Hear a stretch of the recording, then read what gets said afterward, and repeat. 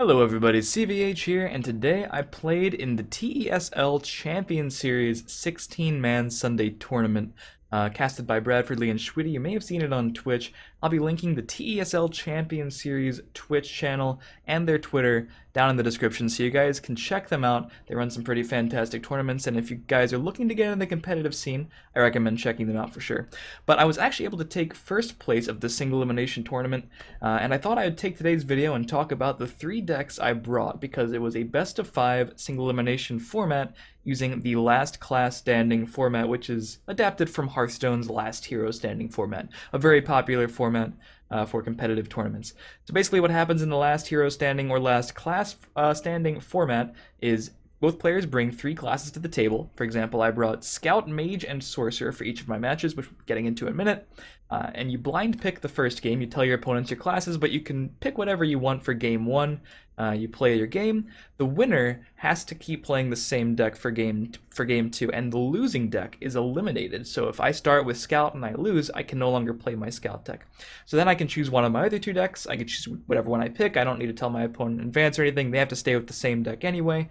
The next game is played out similarly. The losing deck is eliminated. The winner stays with their deck. And it functions in a way to where it's a best of 5. At the end of it, max 5 games, one person has 3 decks eliminated, and they lose the match. Very simple, very easy to understand. You win with a deck, you keep playing it. If you lose with the deck, it's out. So I really like tournament formats like this because they allow for so many different layers of strategy. Not necessarily just the layers that are present within Legends itself, but the different layers of deck building and coming up with a lineup. So firstly, I'll be going through each of the 3 different decks that I brought and briefly discussing a little bit about them if you guys haven't seen me play them before. And then I'll be talking a little bit more in general about my lineup strategy as a whole because I did spend some time trying to come up with a coherent strategy, and since I was able to take first place in the tournament, going 4-0 in matches and 12-3 in games, I'd like to think it worked out to some degree. So let's get right into things. The first deck I brought was Item Sorcerer. Now this is a deck you may have seen me play before on stream. On YouTube I have only played the Assassin version of this recently, but Item Sorcerer is a deck that goes back a ways. Pretty normal build, I think, for what you might expect in a post-Heroes of Skyrim meta, but I think I'm one of the only people who have been playing it so far. But it did 3-0-2 opponents on stream, so I expect this to be a bit more popular than it has been in the past. Notable cards being the Master Swordsmith, which are buffing all the items in your deck, the Arcane Enchanters giving you those keywords. This was easily the best performing deck. It 3-0'd 2 people, started up 1 game in round 2, but then lost to a Control Mage, and unfortunately SLW was able to beat it in game 1 of the final match, causing me to have to switch it. So that's a total score of 7-2, which is pretty damn good for a tournament format this competitive. For those wondering, there were 6 invitees and 10 open slots in this tournament. So a pretty tough pool. You guys can see the bracket probably if you go out back and look, but basically the same combos you've always been accustomed to expecting. The Gardener of Swords, the Master of Arms, taking advantage of the tomes, the maces, the enchanted plates to draw you more cards, and the loots are the new card along with the Forsworn Looters that take the place of the Goblin Skulk Maple Shield package from the Assassin version, but just a seriously value-oriented deck.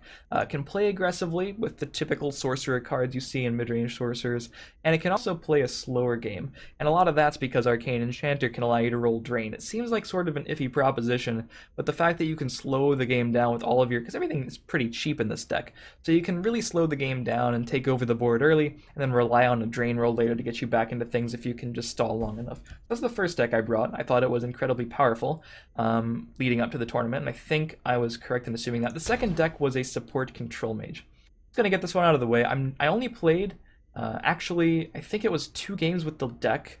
No, actually it was only 1 game with the deck, and it did lose that game. But I brought this because I wanted a strong Control Mage deck that was good against aggro, and aggressive strategies that might beat the Item Sorcerer deck we just talked about. So this is Blackfall's list, I believe. All I did was take out something, I think maybe a 3rd Mage's Trick for a 3rd Wolf Cage. I was uncertain whether or not to go with the support package, as you can see here with the Cauldron Keepers, College of Winterhold, and all the supports obviously, or a more traditional build. Looking back on things, I didn't need to play this deck a whole lot, but it would be my one regret of the lineup.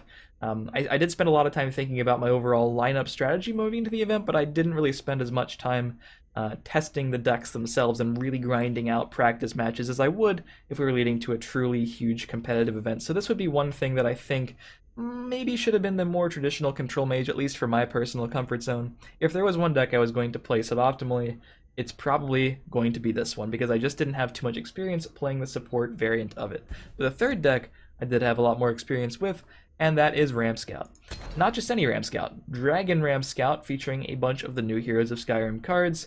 Really cool deck. I am playing the 2 Spine of Elder's Blood, 3 Shearpoint Dragons, the 2 Skeletal Dragons, Odahviing, Paarthurnax, Alduin, those huge dragons from the new set, and the traditional ramp package of Histgroves, Treeminders, Thorn-Hist Mages. You guys know the deal. We got Scouts Report, and I thought this was an important inclusion over some of the things other people are playing in this deck, because I really wanted to make sure I had my early game consistently drawn. I wanted to make sure I could find my Histgroves or my Treeminders leading into those early Thorn-Hist Mages, and really get my curve going, because if you draw the wrong half of this deck, if you draw the late game early or the early game late, Ram Scout seems pretty terrible, but if you can draw it in the right order, it's almost impossible to beat. And with few bad matchups, if you can actually get those kind of crazy draws. Fortunately for me, that did come to be true in the final match where I was down 0-2 against SLW, and Ram Scout was able to 3-0 his entire lineup for the reverse sweep. So very thankful that I was able to draw my cards in the correct order in those games. So that's the decks I used, and let's talk about some general lineup strategies for last class standing. Alright, so I have the list in front of us, courtesy of the TESL Champion Series Twitch. Obviously, this tournament was streamed. You can even go back and watch the past broadcasts if you want. Like I said, I'll be linking their Twitch in the description, so I encourage you to check it out and get involved yourself. Let's talk a bit about last class standing. So the nature of this multi-deck format, in comparison to other formats, there are other ones that are notable in Hearthstone. For example, like Conquest, which is if you win with a deck, you can't play it again. And then you have to win with all 3 of your decks, instead of this format, which is if you win with a deck, you have to keep playing it. And your opponent, you just can't lose with all 3 decks. So you can literally 3-0 with one deck, as I did in round 1 and round 3 with the Item Sorcerer deck. I just won against one of my opponent's decks, then I won against another one, then a third one, all 3 of their decks were eliminated, and that's sometimes how it goes. Whereas in a Conquest format, you wind up having to play all 3 of your decks if you want to win. So in a format like Conquest, a lot of the strategies revolve around making sure one of your opponent's decks or one of their styles of decks can't win. For example, if you target aggro decks, then your opponent will not be able to win with that one aggro deck they brought, or, help them if they have an entire aggro lineup. But if you target aggro, that's what you're trying to go after, is their one deck, and they can't win with it, and they have to win with it if they want to win the match. That doesn't really work as a strategy conceptually in last class or last hero standing. If I'm targeting one of my opponent's decks, I beat it once, and they switch to counter whatever I beat them with, because I have to stay on the same deck. So it's more about checks and balances, and countering what you think you're going to get beaten by, which is very interesting, especially when you're thinking about what to queue first. For this, I had a general strategy. I figured what my main thing would be to queue with the Item Sorcerer deck first, for a couple of reasons. Like I said, I tested this kind of extensively, at least compared to the other 2 lists, and I found it to be incredibly powerful across the board. There were a few kind of, you could say, weaknesses. I was worried about hyper-aggressive decks and extremely slow decks. Not so much Ram Scout, but those control mage decks that have removal for everything. Because once my Gardener of Swords are gone and my Master Swordsmith and my Skilled Blacksmith, it could be a problem. But I felt more or less comfortable in a variety of matchups with the Item Sorcerer list, so starting with that would allow unsuspecting opponents to sometimes just lose 3 times to it. And I think that worked in my favor as well, because like I said, it was sort of unexpected as a deck. I don't really think anyone else brought Item Sorcerer. I think that may change in the future, but having something unexpected like that I was confident in was a benefit. And then I had to start thinking about what would happen if I lost a game.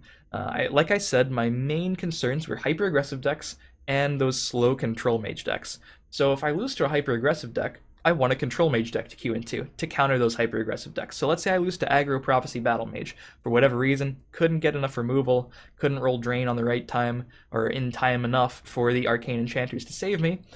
Then I have to fight against aggro Battle Mage again, and I can't have an entire lineup that's weak to aggro, otherwise I'll lose 3 times to it if one person brings it, and that'll be the end of my tournament run. So hey, Control Mage, it's a well-rounded deck, good against those aggro decks, and that's why I chose it. Don't want to talk about the support package too much, because like I said, I really wasn't that confident in it, and it may or may not have been the right choice. As it turns out, I didn't really have to use it too much. But then moving on, the other thing I was worried about were control mage decks with a lot of removal. I was more comfortable against the Praetorian Commander build and Echo Vakatosh just because I felt, and this was something I did in the tournament. If they drop one of those, and I know they're really relying on them in the prophecies, I just don't attack them early. I can just spend the time drawing my entire deck. Functions a lot like Miracle Rogue from Hearthstone. I could just take those value plays with Master of Arms and Gardener and get something to like some ridiculous attack like 15 or 20 and just try to kill them in one turn, sort of negating the value that the commanders and the echoes can bring them, and that worked for me. But just in case I lost to one of those or a different Control Mage deck, I figured Ramscout would be the perfect choice because the Hist Groves are unanswerable by Mage, and I figured, hey, Ramscout's another one of those decks that if it draws well can be pretty much favored against anything. You have to draw kind of perfectly, but it's definitely favored against a deck like Control Mage, and definitely favored against a deck like the Praetorian Commander Mage. Even though I didn't feel uncomfortable against that deck with Item Sorcerer, I knew it was going to be a major player and I might just take an early loss to it, so hey, Ramscout is a nice fallback option that I think I could also 3-0 some lineups with. So I brought it, and it's another deck that I had tested recently, and I think the dragons really add to it. And I was playing some cards that are traditionally not great overall, but very powerful against Mage. The Skeletal Dragons I definitely wanted to include alongside the Eclipse Baronesses, because my main reason for bringing Scout was to counter those Mage decks. So if I was going to play Scout against Mage, I wanted to make sure I was favored. So definitely the full complement of Eclipse Baroness, definitely some Skeletal Dragons and a lot of late game, definitely the 3 copies of Solitaire. You get the idea. Because it's not so much in a tournament, or in a multi-deck tournament like this, it's not so much about bringing decks that you think are strong. It's about finding the little things in them that make them strong against what you think you're going to be using those decks for. Because I'm not just bringing one deck here, I'm bringing all 3 as part of a complete lineup, and I want that lineup to function coherently. But yeah, I think the decks did their job for sure. The Scout even pulled it against Merrick Battle Mage, which I wasn't anticipating seeing a bunch of play in this tournament, but if I had known I was going to play against SLW, I should have guessed that I would play against Merrick Battle Mage. Didn't know we'd be playing in the finals, but yeah, Merrick, bad matchup for Scout, but it managed to pull it out thanks to some lucky draws and a timely Red Brahmin and another timely Odoving. But the Sorcerer deck in particular definitely did what I wanted it to do. Was very surprising for my opponents, was very powerful in a variety of matchups and situations. It's hard to identify what the powerful plays your opponent can do are if they aren't really familiar with the deck in the first place, and it did really function like a super good combo deck. And what I wanted to really focus on in this lineup in particular when I was moving into it, basically I didn't think aggro decks were super strong in the meta. You could bring an aggro deck in case you lose to a mid-range sorcerer deck or something like that to counter that, counter Q with that. It seems pretty good. I think aggro battle mage is a fine tournament deck that can sometimes 3-0 unsuspecting tournaments or orcs or something like that. But I wanted to have 3 slow decks to really maximize the time I had to make the better plays and really showcase the skill in the match. I feel if the game drags long and I'm playing the reactive player, if I'm reacting correctly to my opponent's strategies and reacting correctly to their plays, I could show some advantage and really get some wins like that. And it did function like that. Even the Sorcerer deck has a really deceptively low curve. It does play the control role in a lot of games, which is odd because there's only a few cards that cost more than 4. But it's one of those sort of combo decks that can either start tempoing the opponent out early if they're a slower deck, or it can react to what the opponent's doing. I think the Sorcerer deck in particular is one of the hardest decks in the game to play. Control Mage, pretty hard as well. Ramscout, a little bit less so, you just sort of look for your curve. But I thought the Sorcerer deck would give me a good chance, since I wasn't streaming or recording or really talking about my plays while I was doing it, just to sit there, focus, and really concentrate on making sure I was getting the most out of every play, and I think it really did pay off. So yeah, that's the lineup, and some general strategy for last class or last hero standing, basically thinking about your counters, how you might want to queue. Like I said, I queued with Sorcerer first, but in most lineups, you'll look at your opponent's classes they brought and figure out what makes the most sense to start with. You don't want to be too predictable, but for this tournament, I did queue with Item Sorcerer first every match. Not something I would recommend sticking to always queuing with one thing first, but that's what I did, and it worked out this time for me. So that's a little bit of my lineup, a little bit of last class standing. Definitely check out TESL Champion Series if you want to get involved in tournaments. They're running some great events. Hopefully you guys have enjoyed this look into my decks and my lineup, and if you did, as always, feel free to leave a like. Make sure you subscribe to the channel for more Legends videos every day. Check out my stream in the description, and I'll see you guys next time.